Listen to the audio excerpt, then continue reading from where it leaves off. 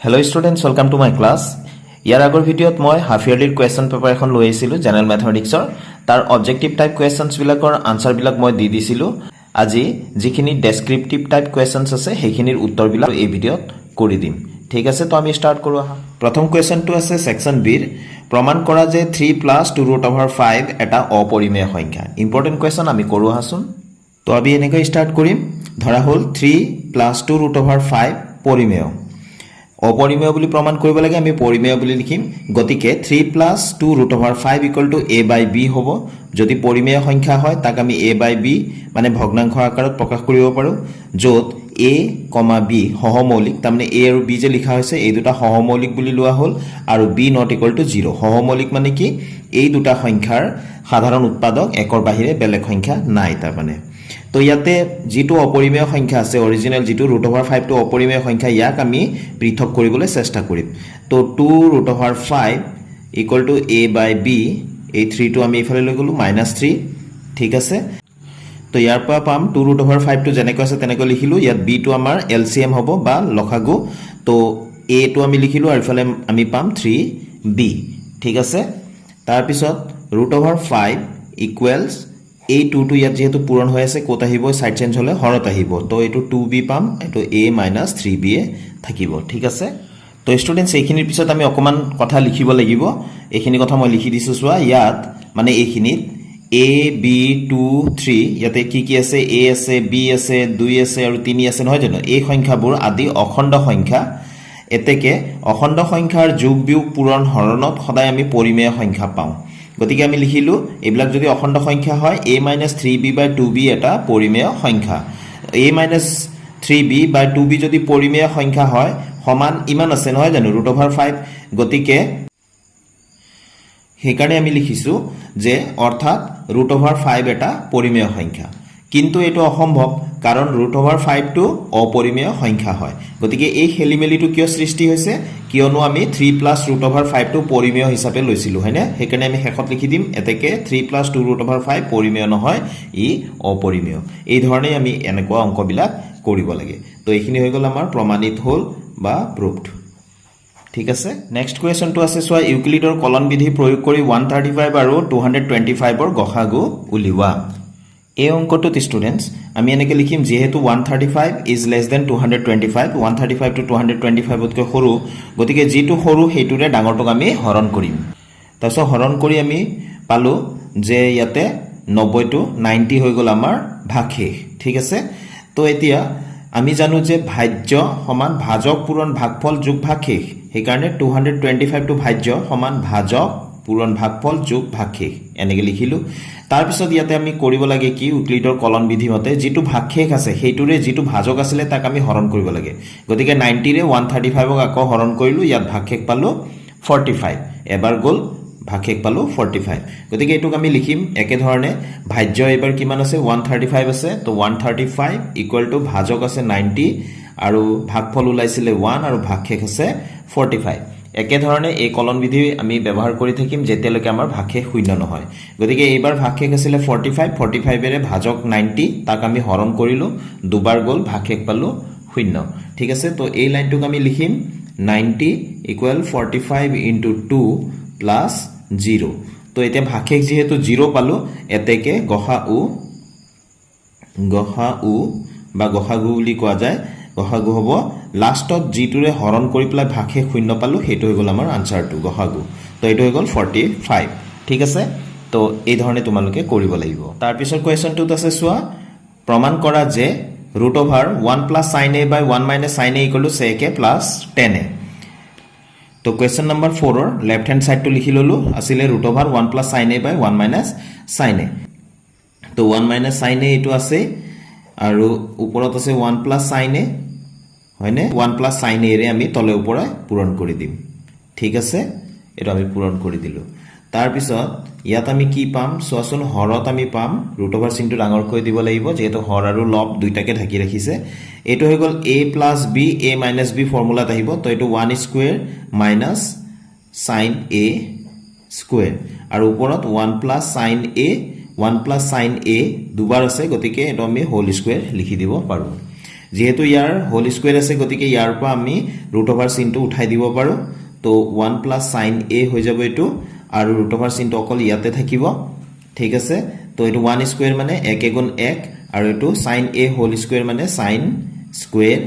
a ঠিক আছে তো এতিয়া ইয়াত 1 plus sin a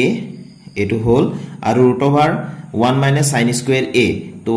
1 minus sin square a মানে হৈ গল cos স্কয়াৰ a ফৰ্মুলা মতে তো root over cos square a মানে cos a আৰু ইফালে 1 প্লাস sin a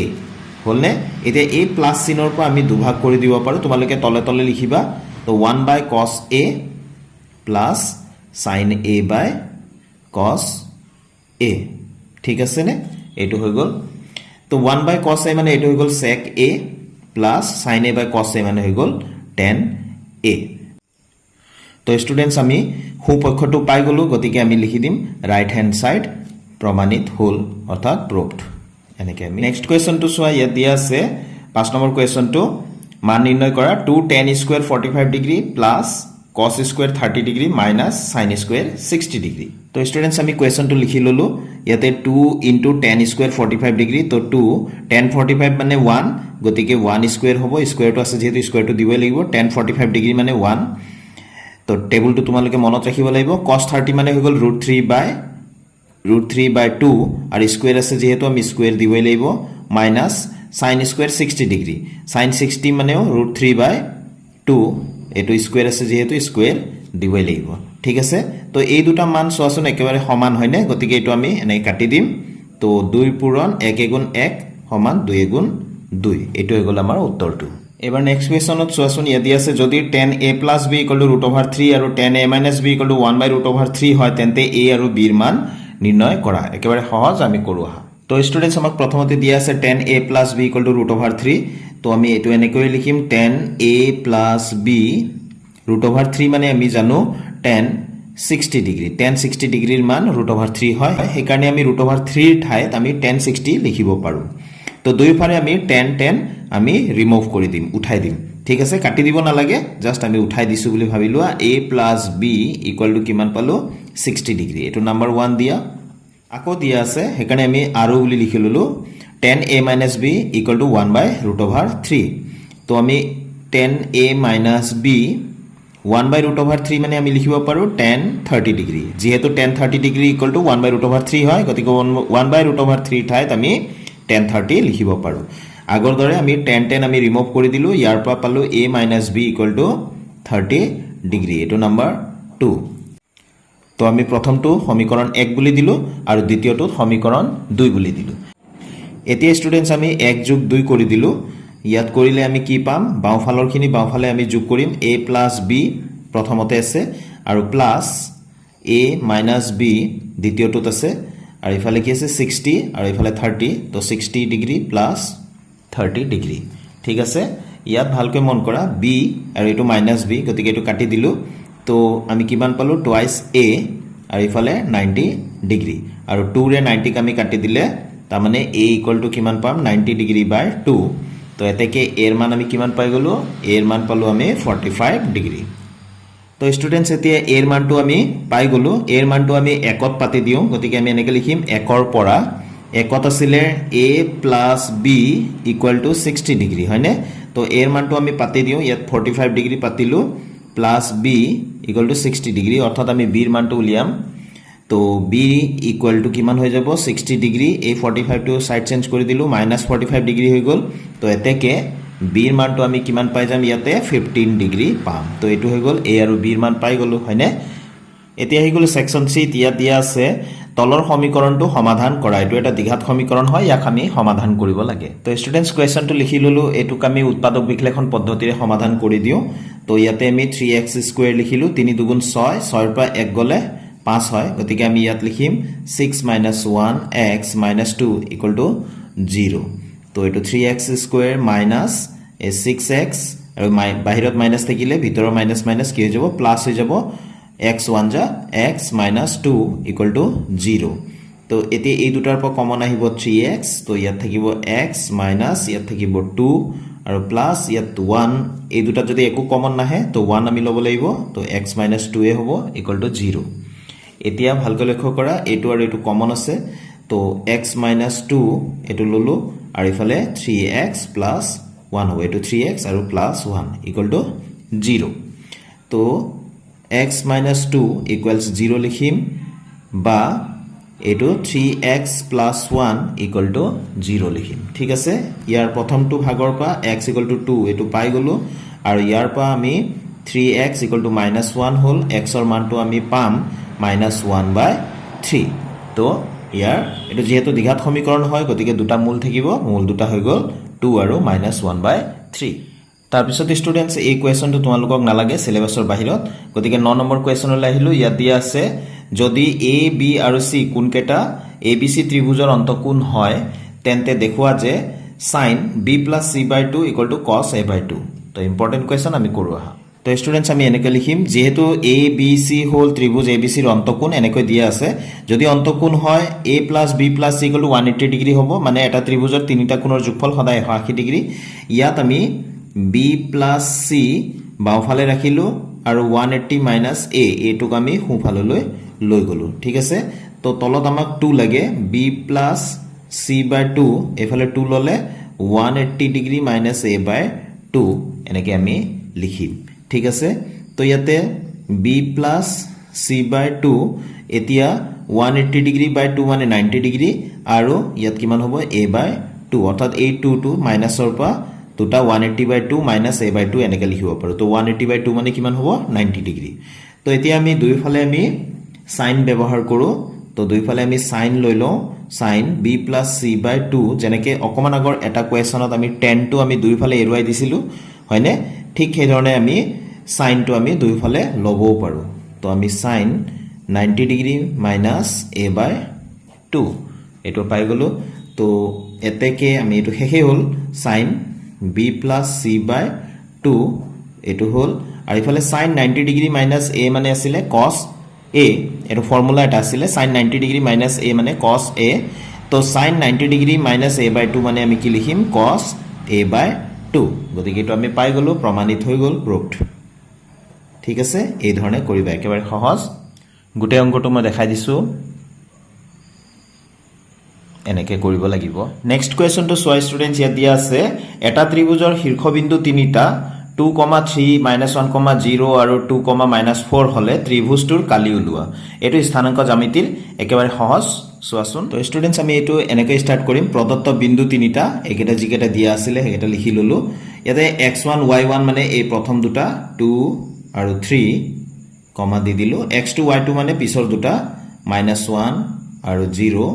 ঠিক আছে x3 y3 মানে 2 -4 আমি এনেকৈ লিখি ললো ঠিক আছে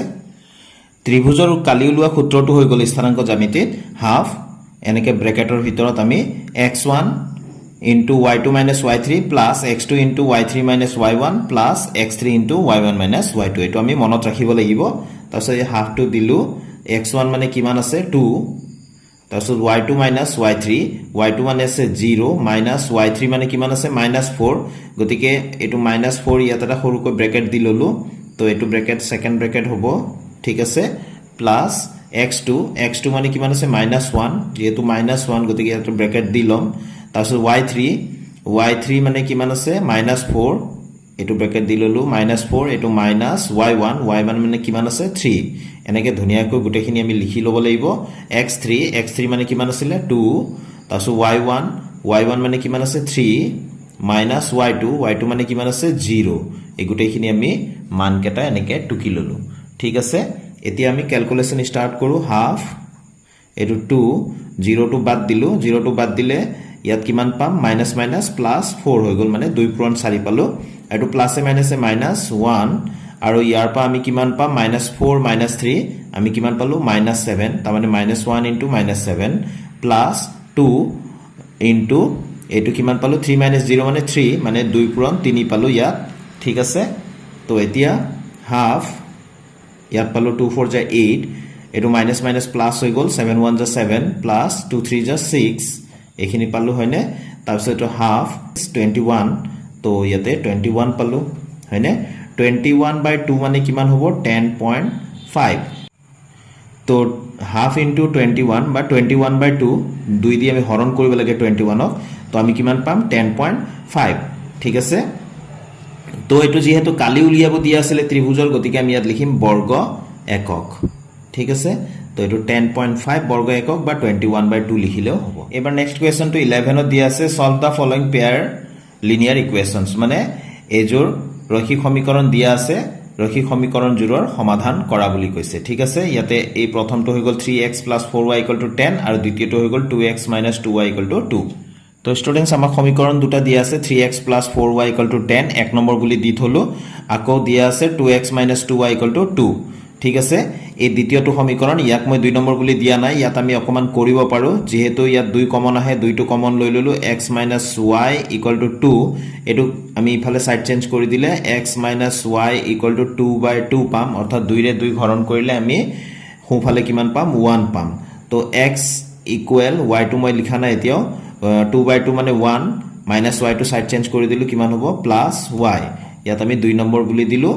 তো 2 ৰ পৰা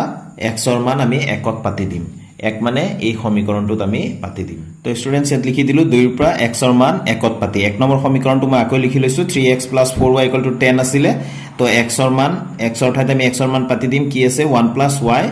আমি পাতি দিলু ইফালে প্লাস আছে 4y আছে ইকুৱেল আছে 10 আছে নহয় জানো এতিয়া আমি অকমান হিসাবটো কৰি দিও 3 * 3 প্লাস 3 * y 3y হৈ গল প্লাস এটো 4y আছে আগৰ পৰা আৰু ইফালে 10 এতিয়া এই 3 টো সাইড চেঞ্জ কৰি লৈ যাও ইফালে 3y + 4y কিমান হ'ব 7y পালুৱে আৰু ইফালে 10 আৰু 3 টো সাইড চেঞ্জ কৰিলে -3 হ'ব হয়নে তাৰপিছত ইফালে y 7 টো নিলিখিলো 7 ইয়াত যেহেতু পূৰণ হৈ আছে সহগ গতিকে 7 টো কত আহিব হৰত আহিব 10 - 3 মানে ইয়াতো 7 পালো তো 7 এৰে 7 ক হৰণ কৰিলে কিমান পাবা 1 পাবা তো therefore y =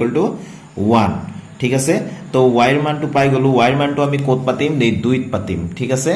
2 নম্বৰ সমীকৰণটো আছিল এটো x = 1 + y ইয়াত আমি y ৰ মানটো আমি যেতিয়া পাতি দিম y ৰ মানটো 1 আছিল 1 + 1 আমি 2 x ৰ মান কিমান পাম 2 পাম তো আমি লিখি দিম y ৰ মান 2 ত পাতি x = 1 + y আছিল y ৰ মানটো আমি y ঠাইত আমি y ৰ মানটো পাতি দিলো এতেকে তো ইয়াৰ পৰা আমি x = কিমান পালো 2 পালো তো আনসাৰটো আমাৰ কিমান হৈ যাব আনসাৰ x = 2 আৰু y = 1 ঠিক আছে এতিয়া আমি 11 নম্বৰটো কৰিলো 12 নম্বৰটো চোৱাচোন এটা সমকোণী ত্ৰিভুজৰ উচ্চতা ইয়াৰ ভূমিতকৈ 7 সেন্টিমিটাৰ কম যদি অতিভুজৰ মান 30 সেন্টিমিটাৰ হয় তেন্তে আন বাহু দুটাৰ মান নিৰ্ণয় কৰা তো অতিভুজৰ মানটো 13 সেন্টিমিটাৰ দিয়া আছে আৰু এটা কন্ডিশন দিয়া আছে যে উচ্চতাটো ভূমিতকৈ 7 সেন্টিমিটাৰ কম তো স্টুডেন্টস আমি এটা সমকোণী ত্ৰিভুজ প্ৰথমতে আঁকি ললো ৰাফলি আঁকি ললে হল ভূমিটো যদি আমি x বুলি ধৰো প্ৰশ্নমতে উচ্চতাটো কি আছিল ভূমিতকৈ 7 সেন্টিমিটাৰ কম তাৰমানে ভূমি যিমান আছে তাতকৈ 7 সেন্টিমিটাৰ কম মানে আমি 7 মাইনাস কৰি দিব লাগে অৰ্থাৎ উচ্চতাটো কিমান হৈ যাব x - 7 আৰু অতিভুজৰ মানটো 13 দিয়ে আছিল 13 সেন্টিমিটাৰ ঠিক আছে তো এটুকে ইয়াত লিখি দিয়া হৈছে ধৰা হল ভূমি x এতেকে উচ্চতা কিমান হৈ যাব x - 7 দিয়া আছে গিভেন অতিভুজ 13 সেন্টিমিটাৰ তো সমকোণী ত্ৰিভুজ হোৱাৰ লগে লগে আমি পাইথাগোৰাছৰ উপপাদ্যটো ব্যৱহাৰ কৰিব পাৰো তো পাইথাগোৰাছৰ উপপাদ্য মতে সমকোণী ত্ৰিভুজ এটা ভূমি স্কয়াৰ প্লাস উচ্চতা স্কয়াৰ = অতিভুজৰ স্কয়াৰ ঠিক আছে তো ভূমিৰ মানটো x আছিল তো x স্কয়াৰ হৈ গল এটো আৰু উচ্চতাৰ মানটো আছিল x - 7 তো x - 7 এটো স্কয়াৰ আছে হোল স্কয়াৰ আমি ইয়াত পাম অতিভুজৰ মানটো আছে 13 তো 13 পাতি দিলু আৰু স্কয়াৰ আছে স্কয়াৰটো দিলু ঠিক আছে তো এটো তো x স্কয়াৰ হল আৰু ইয়াতে a - b হোল স্কয়াৰ ফৰ্মুলাত x স্কয়াৰ - 2 * x * 7 + 7 স্কয়াৰ আৰু ইফালে 13 স্কয়াৰ মানে 169 হ'ব 13 পূৰণ কৰিলে 169 পাবা তো ইয়াতে x square + x square twice x square হল আৰু ইয়াতে 7 * 14x পালো আৰু ইয়াতে পালো 7 * 7 = 49 আৰু এই 169 টো সাইড চেঞ্জ কৰি লৈ আহিলো অৰ্থাৎ ইকুৱেল সাইনৰ বাওফালে লৈ আহিলো -169 হ'ব আৰু এইফালে একো নাই 0 হ'ব ঠিক আছে তো এতিয়া ইয়াতে 2x স্কয়াৰ - 14x এতিয়া এই দুটা আমি যদি মাইনাস কৰি দিও -120 পাম = 0 এতিয়া ভালকৈ লক্ষ্য কৰা গুটেইখিনিত আমি 2 কমন লব পাৰো অংকবিলাকত কমন আহিলে সদায় কমন লবা যাতে অংকটো সৰু হৈ যায় তো এটো x স্কয়াৰ হ'ব -2 * 7 = 14 আৰু 2 * 6 = এটো 60 হ'ব ঠিক আছে এই দুইটো এতিয়া ইয়াত আমি সাইড চেঞ্জ কৰি শূন্যৰ হৰত লগাই দিব পাৰো তো x স্কয়াৰ - 7x - 60 = 0/2 2 টো আমি ইফালে দি দিলো ঠিক আছে তো এটো কিমান পাম ইয়াৰ পৰা আমি 0 পাম হয়নে তো ইয়াত কিমান হৈ যাব x স্কয়াৰ 5 12 গুণ 60 হয়নে তো 5 12 গুণ 12 12 5 যা 60 হয় আৰু 12 ৰ পৰা 5 গলে 7 হয় গতিকে 12 - 5x - 60 এফালে কিমান হ'ব 0 ঠিক আছে তো x স্কয়াৰ - 12x পাম আৰু মাইনাস মাইনাস প্লাস 5x - 60 = 0 এতিয়া এই দুটাৰ পৰা কি কমন লব পাৰো x কমন লব পাৰো x - 12 পালো আৰু প্লাস এটো আছে প্লাস এই দুটাৰ পৰা কি কমন লব পাৰো 5x - 12 পাম তো = 0 তো ইয়াতে কমন হৈ গলে এতিয়া x - 12 আৰু এফালে থাকিলে x আৰু এফালে থাকিলে +5 = 0 তো এইখিনি মই পটাপট কৰি দি আছো যদি তোমালোকে এইখিনি ভালকে বুজা নাই তেনে হলে চ্যাপ্টাৰ ওয়াইজ মই যিখিনি এক্সাৰসাইজ অনুশীলনীবিলাক কৰি দিছো তাত গৈ পেলাই ভালকে চাবা গটেখিনি বুজি পাবা ঠিক আছে তো স্টুডেন্টস ইয়াৰ পৰা আমি লিখিব পাৰো x - 12 = 0 বা x + 5 = 0 ইয়াৰ পৰা পাম x = 12 আৰু ইয়াৰ পৰা পাম x = -5 এতিয়া -5 যেহেতু x মানে আছিল ভূমি অৰ্থাৎ বাহুৰ দিকটো কেতিয়াও ঋণাত্মক হ'ব নোৱাৰে গতিকে এটো নট একসেপ্টেবল NA লিখি দিলে হলে এটো মানে গ্ৰহণযোগ্য নহয় তো x মানে 12 হৈ গল এতেকে x মানে আছিল ভূমি ওপৰত লৈ থৈছিল হয়নে ভূমি = 12 সেন্টিমিটাৰ পালো আৰু উচ্চতা কিমান হৈ যাব তেনে হলে 12 - 7 উচ্চতা হৈ যাব 12 - 7